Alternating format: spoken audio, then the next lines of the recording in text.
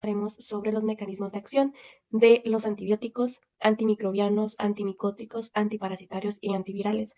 Somos el grupo número 4, que está integrado por Adriana Elizabeth Zamora, Catherine Marcela Reyes, Juan José Molina Santos, Alan Omar García. Los antibióticos son fármacos que se utilizan para tratar las infecciones bacterianas. Son eficaces contra las infecciones víricas y la mayoría del resto de infecciones. Los antibióticos acaban con las bacterias o detienen su reproducción, facilitando su eliminación por parte de las defensas naturales del organismo. Hablaré sobre la acción bactericida y bacteriostática.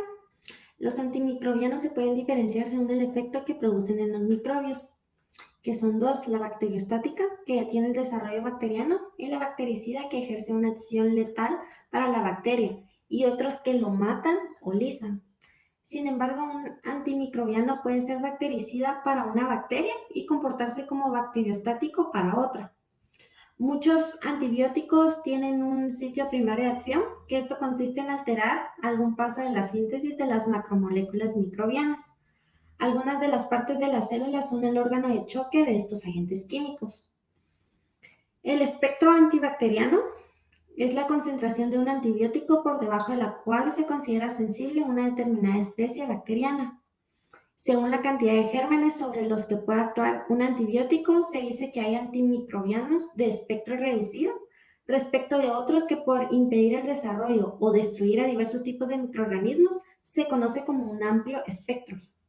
Estaré hablando sobre el espectro antimicrobiano. Pues bien, en estos existen dos tipos: el amplio espectro y el antimicrobiano de espectro reducido. En el amplio espectro, pues estos impiden el desarrollo y destrucción de diversos tipos de microorganismos, mientras que en el antimicrobiano de espectro reducido es según la cantidad de gérmenes sobre los que se puede actuar en un antibiótico. Gracias. Las condiciones de un antimicrobiano. Todo buen antibiótico deberá reunir ciertas condiciones indispensables, a saber: la toxicidad selectiva, la fácil obtención, lo que puede generar alteraciones tales como el crecimiento exagerado de un hongo, la eficacia o elevada potencia, es decir, que con bajas dosis se logra un efecto máximo, los niveles adecuados, los solubles y el degradarse lentamente, y el amplio espectro. Los antibacterianos, los mecanismos primarios de acción de los antimicrobianos antibacterianos son la inhibición de la síntesis de la pared celular, la inhibición de la síntesis de proteínas, la inhibición de la síntesis de ácidos nucleicos y la compatibilidad metabólica. Como podemos observar en esta figura, se presentan las drogas antibacterianas más comunes y sus lugares de acción dentro de la estructura microbiana. Las drogas que atacan la pared bacteriana ejercen su efecto a través del bloque de su síntesis. Esto quiere decir que interfieren con la síntesis de peptoglicanos, los elementos esenciales de la constitución de la pared, y los defectos de la pared celular llevan a la lisis bacteriana, que esto actúa solamente frente a microorganismos que están en crecimiento activo. Yo también les voy a hablar sobre los antimicóticos. Y pues estos se dividen en antimicóticos para micosis superficiales y los antimicóticos para micosis profundas. En los micosis superficiales pues tenemos que son más recientes y menos tóxicos, como por ejemplo el tionaftato, la naftifina, el tiocarbamato, la nistatina, que esto es un antibiótico poliénico, algo tóxico que afecta a los esteroles de la membrana celular. También tenemos la griseofulvina, que evita e impide el desarrollo del hongo en la micosis. Del lado de los antimicóticos para micosis profunda, pues tenemos la anfotericina B, que pues es un poliénico, lamentablemente produce efectos secundarios adversos. También tenemos los imidazoles o azoles, que pues son más inocuos, pero algo menos efectivos en unos casos, como también los boriconazol, posaconazol, equinocándidas, que son más novedosos y más específicos.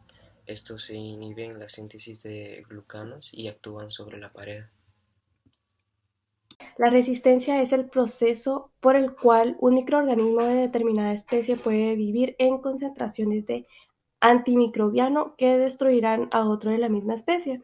Y pues actualmente sabemos que hay muchos fenómenos de resistencia y que los mecanismos son múltiples, así como también que muchas veces dependen del tipo de antimicrobiano, ya que en términos generales puede decirse que hay dos tipos de resistencia, las cuales son resistencia natural y resistencia adquirida. La resistencia natural. La resistencia natural es la consecuencia de que el microorganismo carece de la estructura o grupo químico sobre el que actuaría el antimicrobiano. Y tenemos un ejemplo que es que los micoplasmas no son destruidos por los fármacos que actúan a nivel de la pared celular. Y la resistencia adquirida. Esta resistencia puede deberse a una mutación cromosómica espontánea, que es un proceso natural y lento, y también puede ser adquisición de material genético extracromosómico. Y como consecuencia de estos cambios es posible que el antimicrobiano no sea eficaz porque la bacteria puede producir una enzima que lo destruye, como por ejemplo la penicilina, o también porque produce alteraciones de los canales de las porinas que no permiten el pasaje o el ingreso del fármaco. También tenemos la resistencia cruzada. La resistencia cruzada es la que manifiesta frente a distintos antimicrobianos que tienen el mismo mecanismo de acción.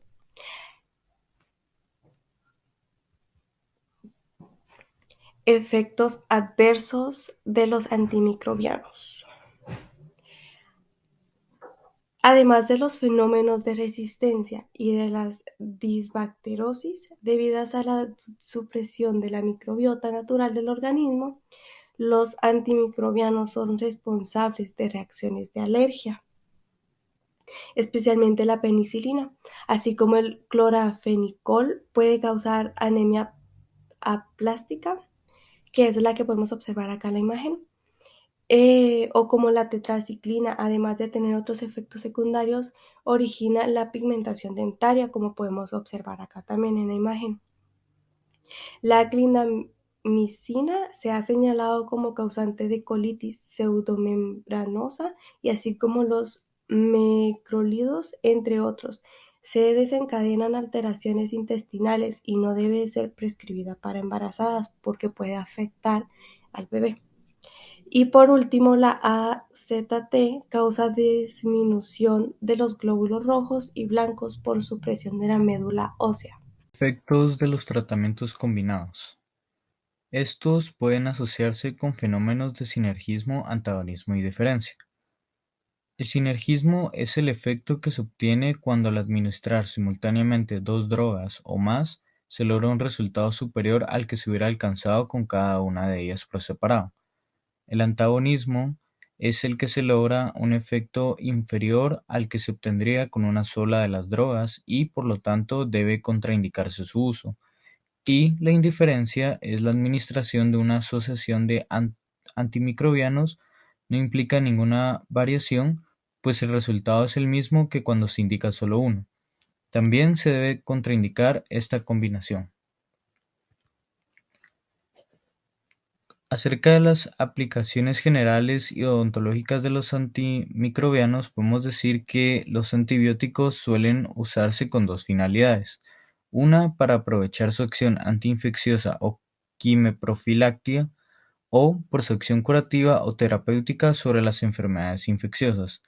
En el primer caso, los antimicrobianos se utilizan para prevenir infecciones, especialmente cuando se va a llevar a cabo una intervención quirúrgica en una zona muy colonizada por microorganismos.